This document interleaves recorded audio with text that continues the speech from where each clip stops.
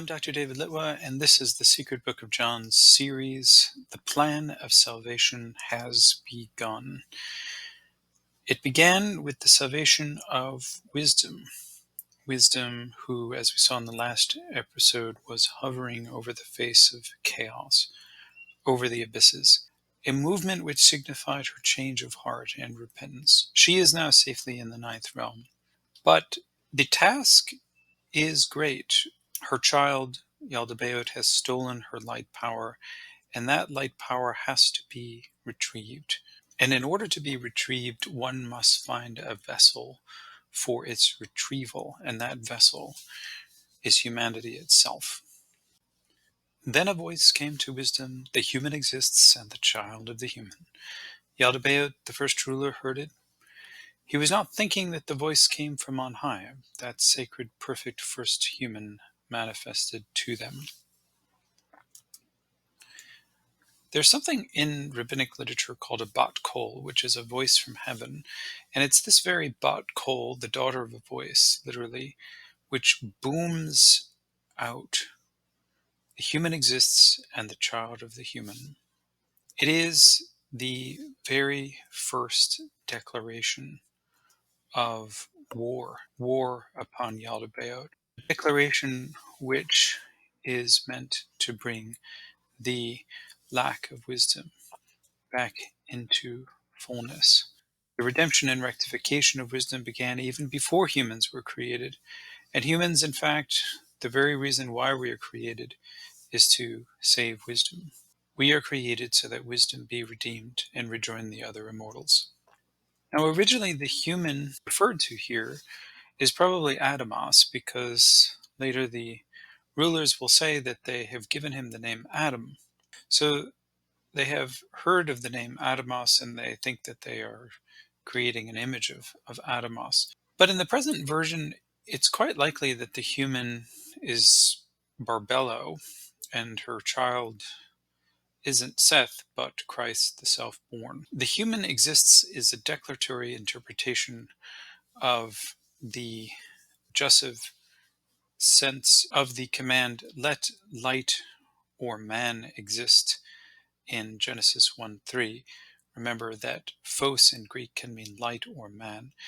The human exists is an indicative statement, whereas in Genesis 1:3 it is a jussive.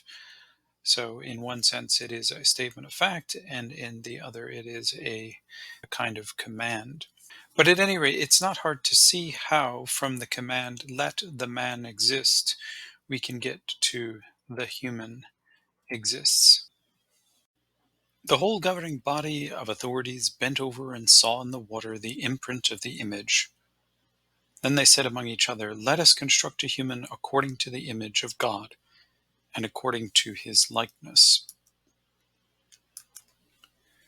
Let us construct a human is, of course, just a repetition of Genesis 1:26, and often in antiquity they were at pains to explain why God, who is supposed to be one, can talk in the plural, let us. At any rate, for the Secret Book of John, that's not a problem, because the us is, or refers to, the seven authorities, the seven angels of the planets. Interestingly, not to Yaldabaoth. It appears that Yaldabaoth did not plan to create humanity. Humanity is the plan to destroy Yaldabaoth. And so humanity is in fact not created in his image. The image of God is probably the image of the first human, Barbelon. According to his likeness may indicate the self-born, who is Christ, Barbelo's child.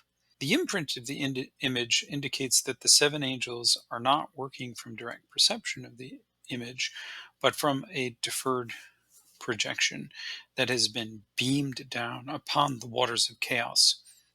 Unlike Plato's demiurge, they cannot look directly above them at the model. They can only look below them at the imprint on the wavy screen of water. Now, the mention of water here, the water is the water of chaos, but it does reflect the pure light water above, into which the invisible spirit saw his own image, and the image became a thing. So there is some correspondence, or what we might call mimicry, when it comes to the upper and the lower world. There's correspondence, but it's not a planned correspondence.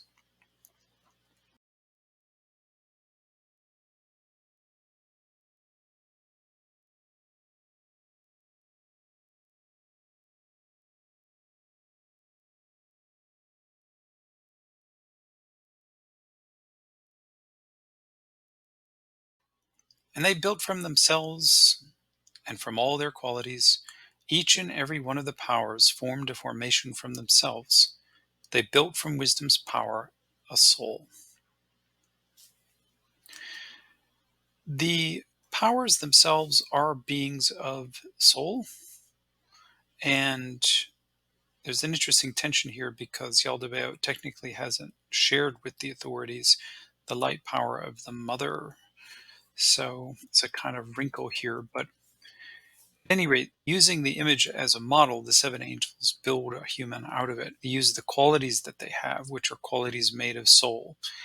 And for Adam as soul, you can compare 1 Corinthians 15:45. The first human, Adam, became a living soul. One can see how the author of the Secret Book is interpreting this particular verse, saying that Adam was created as a soul being first, not as a material being. The authorities build or structure the human's soulish, or as I like to call it, animate body. And by giving their own qualities to this soul body or animate body, they then have an influence over that body, which explains why the planets, the rising of the planets, the setting of the planets, the position of the planets, why that does have an effect on human moods and dispositions, what we might call the lower soul of humanity. They, that is, the authorities, built from the image alone, the image which they beheld according to the imitation of what existed from the beginning, that perfect human. The author of the Secret Book of John, at least in Codex 3, goes out of his or her way to emphasize that they are building humanity from a divine image. They themselves don't have access to the image looking at it from above, but they can see its imprint on the water. They are not creating Adam in their own likeness, except to the degree that they are sharing their power of soul with Adam. But the perfect human, the reason why the human is better than them, the reason why their creation is better than the creators, is because of its model. It is modeled on something that is ontologically higher than the builders themselves. Then they said, let us name him Adam, so that his name in the higher realm, namely Adamos, and his power serve as light for us. And the powers began from the foundation. So again, in the original version of the Secret Book of John, which is just hypothetical, it is the first human, Adamos, his image, that is beamed down upon the waters. But with the addition of the invisible spirit and the Barbello and Christ, the self-born, there's a new pattern. So that Barbello is actually the first human. Now, the question of what exactly the powers see on the water, it's never really described what they see. It's not necessarily the shape of a human body. It is some sort of light, and presumably it has some sort of shape, but we're never told exactly what that is. But based on what the powers create, the soul body of Adam does, on some level, look like his physical body, and we'll see that in a moment. All of them adorned the human, their angels attended them, the authorities built animate substance from the souls they had prepared. With limbs and joints, they constructed the whole body and fitted it together by means of the angelic swarm. This adorning of Adam is interesting because it goes back, I think, to the adornment of Pandora. If any of you are familiar with the description of Pandora's creation in Hesiod's Works and Days, line 60, He's also got it in his Theogony, line 571 and following.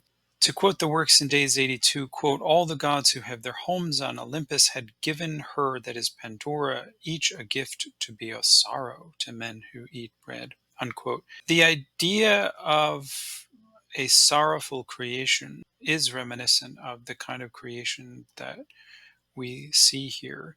And we'll get to more sorrow in a moment when the atom of soul is placed in a material body. But the point here is that each of the seven powers is giving the animate atom a sort of gift.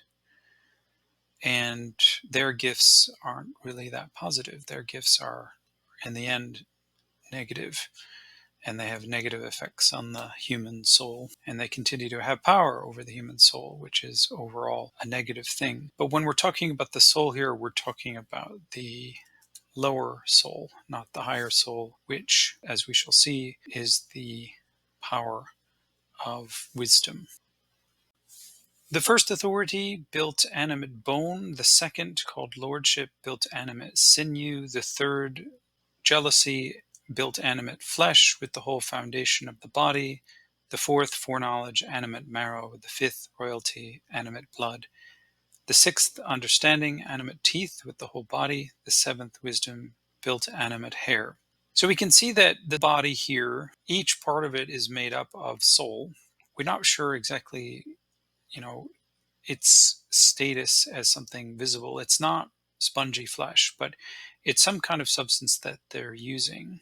And they create each of the parts. Now, one of the main differences between the shorter version of the Secret Book of John and the longer version is, in the longer version, it describes in much more detail the creation of individual body parts, not just by the seven main authorities, but by their 360 angelic helpers. So for those of you interested in that kind of detail, you can skip to the longer version. In scholarship, this is called melothesia, that is the arrangement of the parts. And the theory is that the author of the Secret Book of John was interested in which part belonged to which angel, because that would help in the practice of healing. But I have some skepticism about that, because I don't think any Sethian Christian would be calling on any of these angels to help in healing, even if they knew that angels were connected to specific body parts or body elements. At any rate, it's all up for interpretation. And I encourage everyone to study more and ask questions, because it is very much a fascinating inquiry.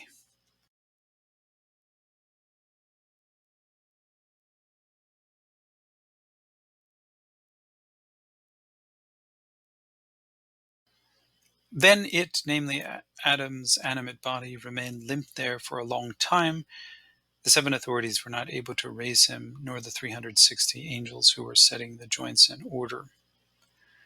So again, in the shorter version, the 360 angels are just there as kind of helpers, like blacksmiths fusing the joints and all parts of the animate body. They're not creating specific parts of that body. The main point here is that Adam cannot be raised as a being of soul alone. He's not really alive. He's not really human. What will make Adam fundamentally human is the light power of wisdom. And by containing that light power, humans will redeem it and return it to their true mother, wisdom, on high.